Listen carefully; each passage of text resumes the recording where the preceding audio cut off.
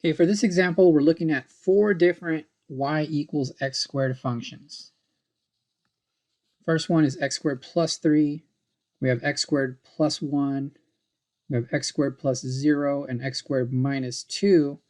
And for all 4 of those functions, the derivative is going to give us 2x.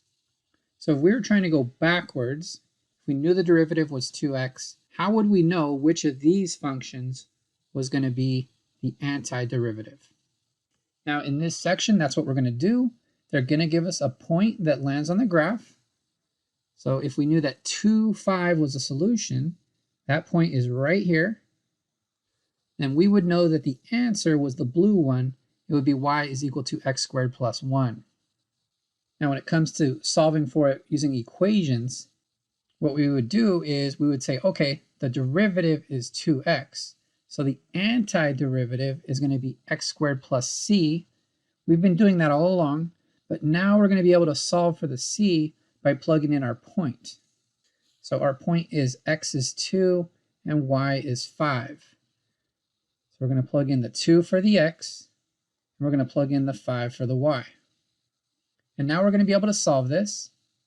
If we subtract 4 from both sides, we're going to get that our c value is equal to 1. So if our c value is equal to 1, we can plug a 1 right here, and then we get our final answer that our original function would be y is equal to x squared plus 1. Now, just a word of caution. I want you to be very careful. Make sure you understand the meaning of the point that they give you. If they give you a point that lands on the original function, that does not necessarily mean that that point will land on its derivative. And a matter of fact, usually it does not.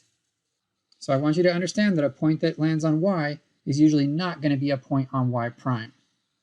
So if your function was x squared, then the derivative would be 2x.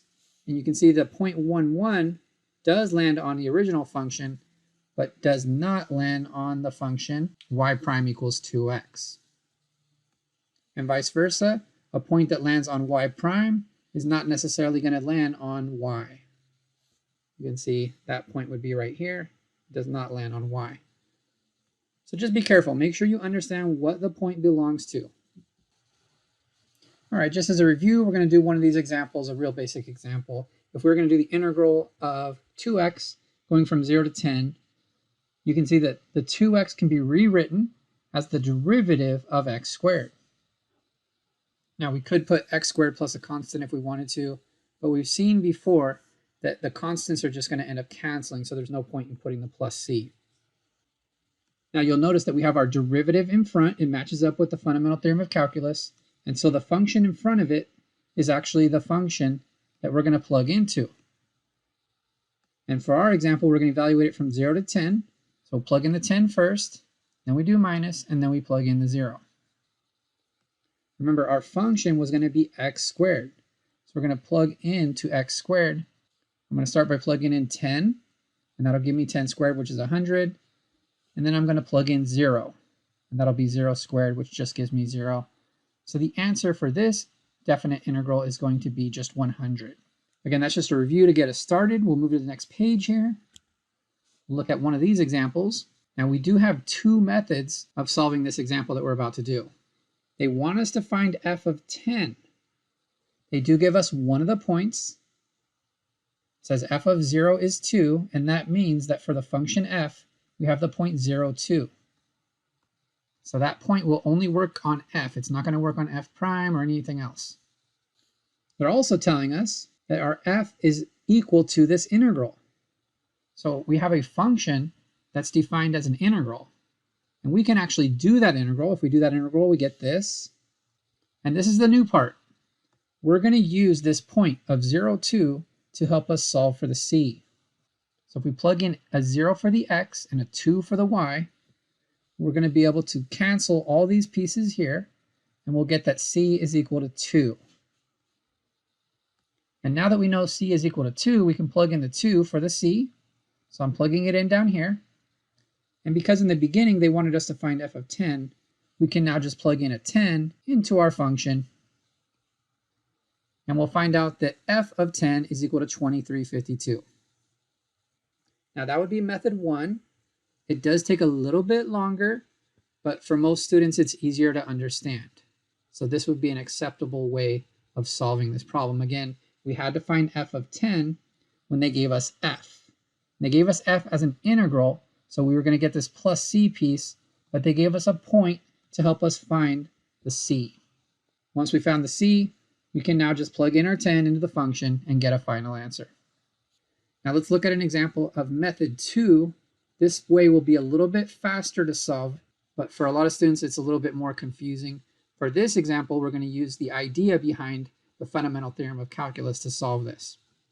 Again, they want us to find f of 10, so this is the same problem. It's going to have the same final answer, 2352. They do give us a point to help us solve for the c, and they tell us what our original function f is equal to. It's equal to this integral here. Now, because we're using f of 10 and f of 0, we're going to do the integral from 0 to 10. And the fundamental theorem of calculus tells us that if we do the integral of the derivative of this function, that's going to give us this function evaluated at 10, and then minus, and then this function evaluated at 0. Now, I just want to point out that this function right here is our f. So our final answer is f of 10. Our final answer is just sitting right here. Of course, we know f of 0 is 2. So we're just going to want to add 2 to this side and we'll be done. But this side has an integral that we have to actually do. So for the left side, we're going to have to plug in a 10 into this, and then minus, and then plug a 0 into this. And that'll give us 2350. And then when we add 2 to both sides, we get our final answer that f of 10 is 2352. So method 2 is actually quicker, it's less writing, but it is a little bit more confusing. You have to use the fundamental theorem of calculus. You have to recognize that we're doing f of 10 and f of 0. So by doing the integral from 0 to 10, we do get f of 10 minus f of 0. We get those pieces. One of the pieces we know, so we know f of 0, and the other piece we're trying to find out. So we're trying to find out the f of 10. Of course, both methods give you the exact same answer. 2352 is the correct final answer.